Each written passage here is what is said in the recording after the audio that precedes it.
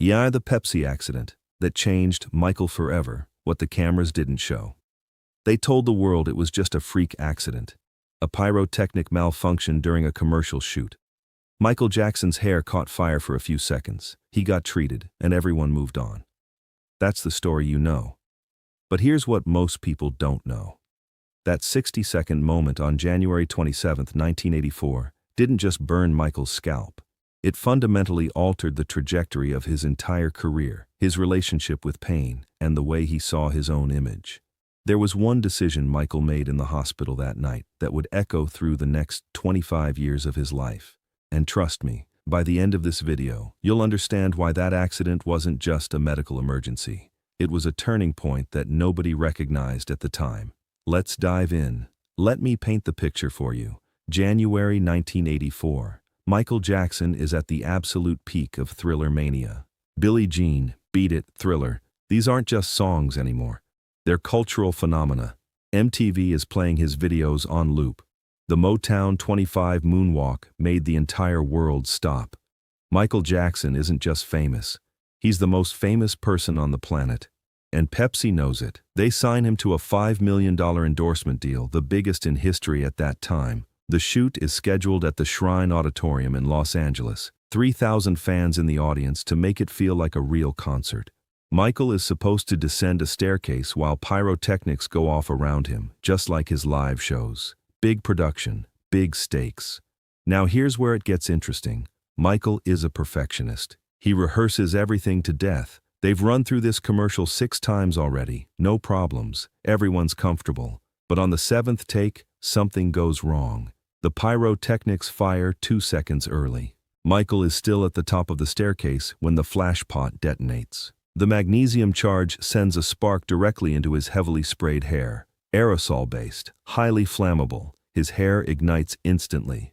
Here's what the cameras caught. Michael keeps performing. He doesn't even realize he's on fire at first. The audience doesn't notice either because the pyrotechnics are supposed to be going off. He keeps dancing down the stairs. Only when Miko Brando, Marlon Brando's son and Michael's bodyguard, rushes in and tackles him, does everyone realize something is wrong. Miko rips off his jacket and smothers the flames. The whole thing, from ignition to extinguishing, maybe 8 seconds. But here's what the cameras didn't show. Michael's scalp suffered 2nd and 3rd degree burns across a palm-sized area on the back of his head. The heat was so intense it damaged the hair follicles down to the root. Permanent damage. The kind of burn that doesn't just heal with some ointment and time. We're talking about nerve damage, tissue death, and scarring that would require multiple surgeries to repair. When the paramedics arrive, Michael is in shock. Not just from the pain, but from the realization of what just happened. He's been performing his entire life, since he was 5 years old. Thousands of shows, millions of screaming fans, and nothing like this has ever happened. He's always been in control. Always.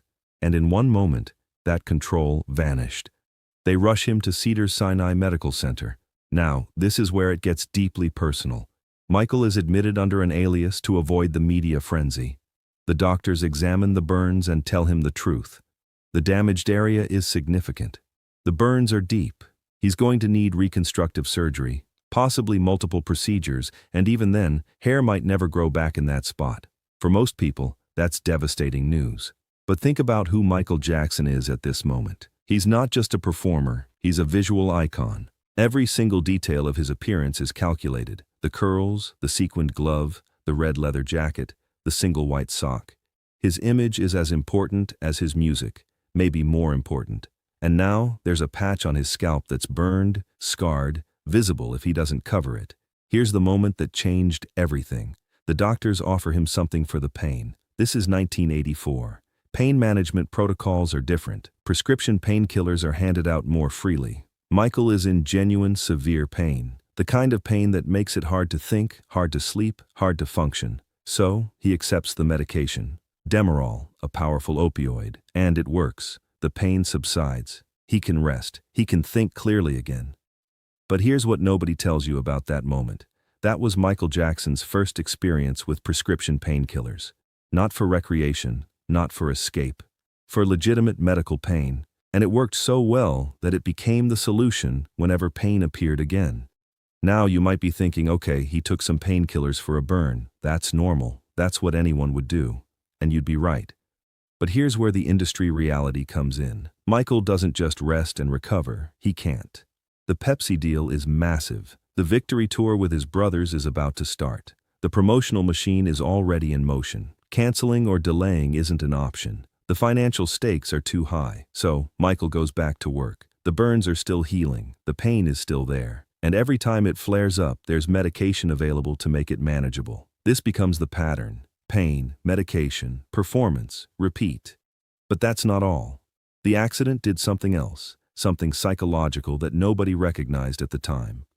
Michael becomes hyper-aware of his physical vulnerability. For someone who's built an entire career on physical perfection, on being able to control his body with absolute precision, this is terrifying. He starts thinking about what else could go wrong, what other accidents could happen, what other parts of his image could be damaged. This is where his relationship with cosmetic surgery begins to shift. Before the accident, Michael had already had some work done, a nose job to refine his profile. That's documented. But after the burn, the surgeries become more frequent, not because of vanity, but because of control. If his body can betray him with an accidental burn, then maybe he needs to take even more control over how it looks, how it's presented, how it's protected.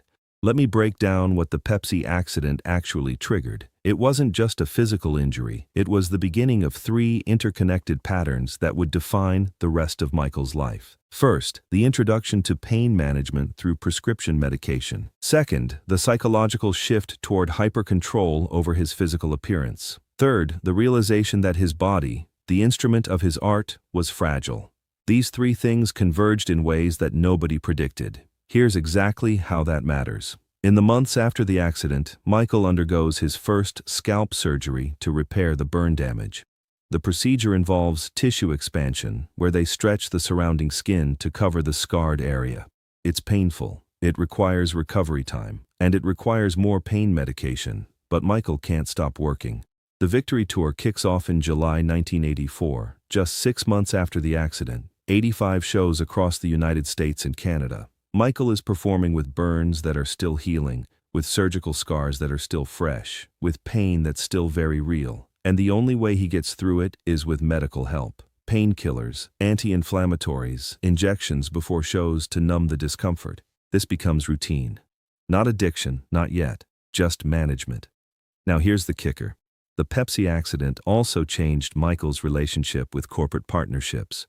Before the burn, endorsement deals seemed like easy money. Show up, film a commercial, collect a check. After the accident, Michael becomes obsessed with safety protocols. He starts demanding control over every aspect of production. Where the pyrotechnics are placed, how they're timed, who's operating them, what the backup plans are if something goes wrong. The industry sees this as Michael being difficult, being a perfectionist, to an unreasonable degree. But anyone who's been on a set where something went catastrophically wrong understands exactly what he's doing. He's trying to make sure it never happens again. But wait, there's more. The accident also gave Michael something unexpected. Leverage. After he was injured during the Pepsi shoot, the company was in a vulnerable position. They needed Michael more than he needed them. The commercial campaign was already announced. The marketing materials were printed. Backing out would be a disaster for Pepsi. So, when Michael's team came back to negotiate, they had power. Michael reportedly donated his entire $1.5 million payment from Pepsi to the Brotman Medical Center, where he was treated after the accident. That sounds like pure generosity, and it was. But it was also strategic. It turned a story about a corporate accident into a story about Michael's compassion. The narrative shifted from Pepsi's pyrotechnics hurt Michael Jackson to Michael Jackson donates his entire Pepsi fee to burn victims. Brilliant crisis management. This is where it gets deeply personal. Michael's brothers later said that he was never quite the same after the accident. Not in obvious ways. He still performed at the highest level. He still created groundbreaking music. But there was a shift, a new kind of anxiety. Before the accident, Michael had a fearlessness on stage. He'd do anything, try anything, push every boundary. After the accident, there was a hesitation, a constant calculation of risk. Is this safe? What if something goes wrong? What if I get hurt again? That voice in his head, the one that questioned everything, got louder after January 1984. Here's what most people don't realize. The scalp injury never fully healed. Michael would undergo multiple additional surgeries over the years, trying to repair the damage, trying to restore hair growth, trying to eliminate the pain. Each surgery required recovery. Each recovery required pain management. The cycle kept repeating. By the time the Bad album came out in 1987, Michael was regularly using prescription medication to manage chronic pain from the burn site. This is documented in medical records that came out after his death. The Pepsi accident wasn't just a moment. It was the beginning of a medical journey that lasted 25 years. Now, here's where it gets even more complex. The accident also changed how Michael thought about his legacy. When you nearly die, even for a few seconds, it forces you to think about mortality. Michael was 35 years old at the time. He'd already achieved more than most artists do in a lifetime. But the accident made him realize that it could all end in an instant. One malfunction, one moment of bad timing, and everything stops. This fear of sudden death, of not finishing his work, became a driving force. He started talking more about his place in history, about being remembered, about creating something that would outlast him. The History album, the obsession with breaking records, the elaborate stage productions, all of it traces back to that moment of vulnerability in 1984. Let me break down what an outside observer could never understand. They could never know the exact sensation of realizing you're on fire while 3,000 people watch. They could never know the chronic, daily pain of nerve damage in your scalp. They could never know the anxiety of stepping near pyrotechnics ever again. They could never know the weight of deciding whether to sue Pepsi or take the high road, and they could never know the moment when a doctor hands you a pill and says, "This will help," and you realize it actually does. Here's exactly how to think about it. The public saw a 60-second accident. Michael lived with a 25-year consequence. There's a fundamental difference. The footage that played on the news showed the fire. It didn't show the surgeries. It didn't show the prescriptions. It didn't show the fear. It didn't show the control issues. It didn't show the shift from invincible performer to vulnerable human being. So, remember that moment I mentioned at the beginning, the decision Michael made in the hospital that night. It wasn't a single dramatic choice. It was a series of small decisions that compounded. Accept the medication, yes. Go back to work, yes. Do the tour, yes. Control everything moving forward, yes. Each decision made sense in isolation. But together they created a pattern that became harder and harder to break. The Pepsi accident is always mentioned as a footnote in Michael Jackson biographies. A weird trivia fact. Did you know his hair caught fire during a commercial shoot? But it was never just a footnote. It was a catalyst. The moment when pain became something to be managed with medicine. The moment when physical vulnerability became something to be controlled through surgery. The moment when Michael Jackson realized that even the king of pop could be hurt by something as simple as bad timing. So, there you have it. The real reason the Pepsi accident changed Michael Jackson forever. It wasn't the burn itself. It was everything that came after. The pain that never fully went away. The medication that made the pain manageable. The psychological shift from fearless to cautious.